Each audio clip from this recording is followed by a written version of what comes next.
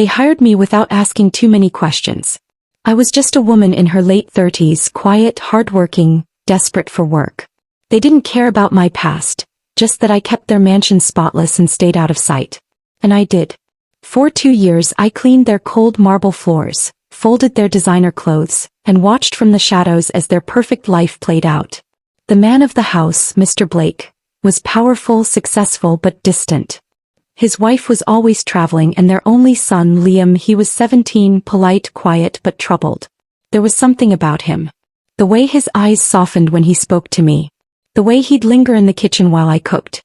I never crossed any boundaries, but sometimes I caught myself watching him too long, wondering why he felt familiar, like a memory I couldn't touch. One night he came home from a party bruised and silent.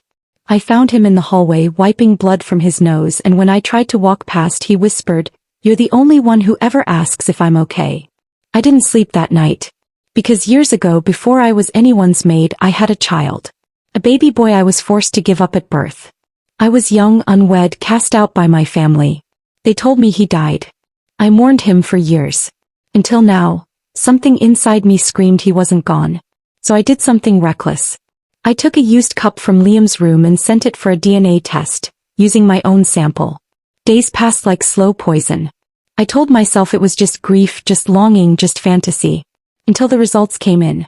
99.9% match. Parent and child. I collapsed.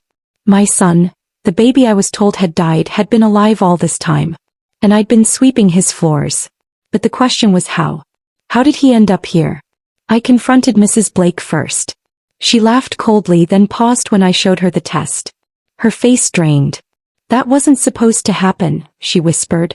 "We adopted him through private channels. Paid to keep the past buried." She didn't know he had been stolen. And neither did Mr. Blake, who had truly believed he was raising a boy abandoned by a faceless mother. But I wasn't faceless anymore. When I told Liam, his world shattered. At first he didn't believe me. Then I showed him everything. My hospital papers, the test, my photo from the day he was born. He said nothing. Just sat there with tears running down his cheeks. Then he whispered, "All this time I thought no one wanted me." Now he knew. But the Blakes weren't about to let go. They threatened legal action. They tried to fire me. Tried to smear me as unstable. But I wasn't going to lose him again.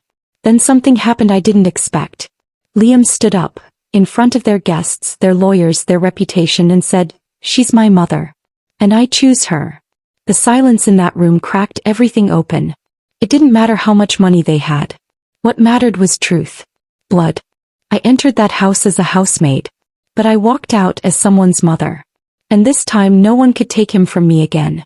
After Liam chose me in front of everyone, I thought the war was over. I was wrong. The Blakes didn't just back down. They got uglier. Quiet threats behind closed doors. Legal letters that arrived without warning, rumors spread in the neighborhood. I was painted as a manipulative woman trying to destroy a family. But Liam stood by me. He moved in with me 3 weeks after that day. My small apartment was nothing like the marble mansion, but we filled it with takeout dinners, laughter, awkward silences, and slowly, love. He asked me to tell him everything. About his real name. About the night he was born. About the years I thought he was dead. But I still didn't understand how they got him. And then one day I found a locked box in the back of the closet Liam had brought with him from the Blake house. He said it was his baby stuff. He'd never opened it. Inside were files. Adoption papers. But not normal ones. They were edited, some pages missing, signatures that looked off. Then I saw her name. Sister Miriam Holloway. The same nun who had comforted me the night I gave birth. The same woman who told me, in cold, practiced sorrow, that my baby hadn't made it through the night. I tracked her down.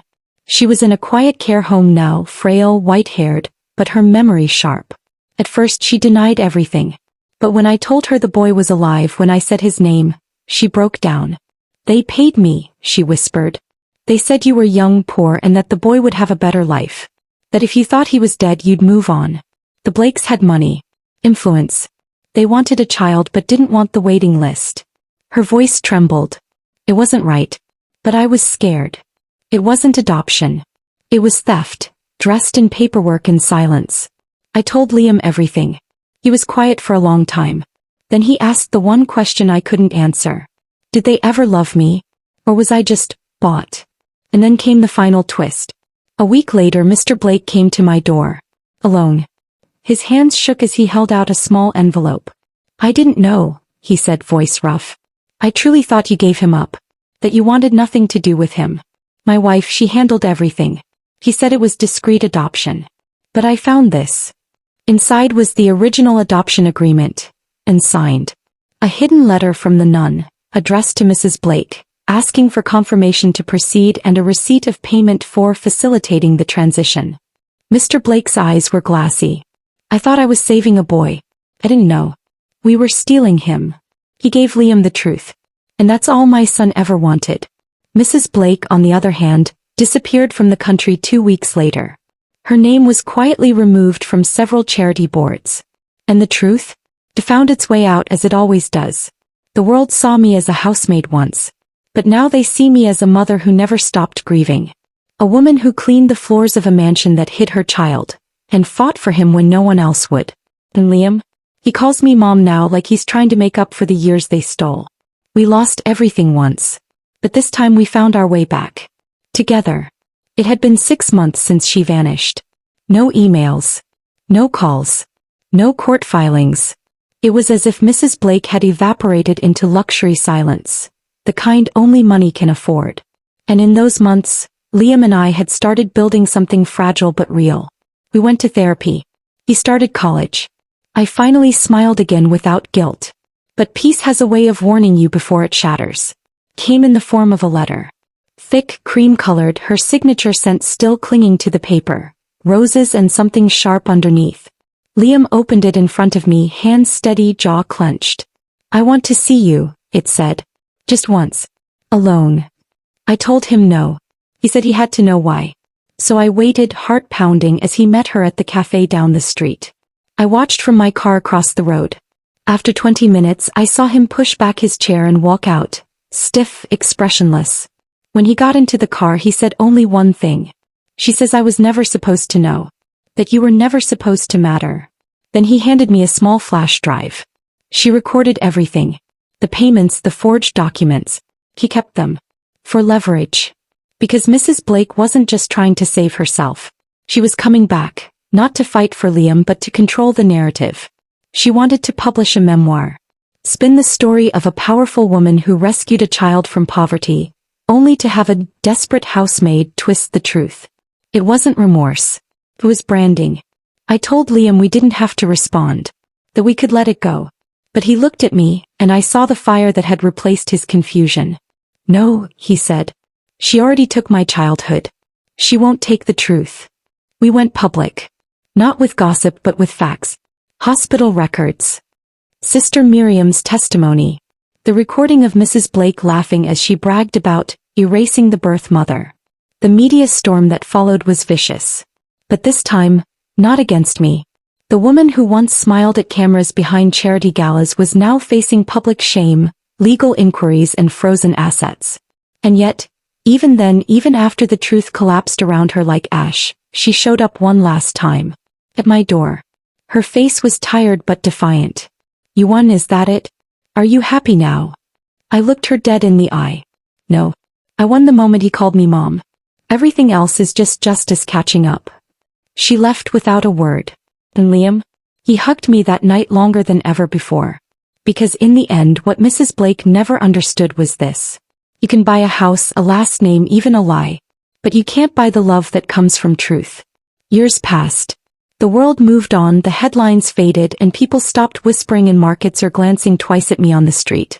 I wasn't the maid with the secret anymore. I was just a woman. One who survived a storm she never asked for and came out holding her son's hand. Liam graduated with honors. On stage he looked for me before anyone else. Not the cameras. Not the crowd. Just me. And when they called his name he smiled like a boy who had finally found where he belonged. We still lived simply. Small apartment, second-hand furniture, quiet dinners. But our home was filled with laughter now, late-night talks and healing.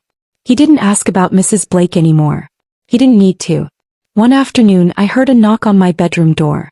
He stood there, taller now, a man in every way, holding a single envelope. Mom, he said, soft but sure, I want you to have this. Inside was a wedding invitation. His. And next to the line where it said, Mother of the Groom, was my name. Not adopted. Not caretaker. Not housemaid. Just mother. At the ceremony he paused before walking down the aisle. Turned to me, pressed his forehead gently to mine and whispered, I used to wonder if I was ever truly wanted. I swallowed hard. And now? He smiled. Now I know I always was, I just hadn't found my way home yet. The music started. The doors opened. And my son, my lost, stolen, found again son, walked forward. And I let the tears fall freely this time. Not from pain, but from the deepest kind of joy. Because in the end I didn't need revenge or riches or validation. I got something better. I got him. Thanks for watching. Don't forget to like, share, comment, and subscribe for more powerful stories.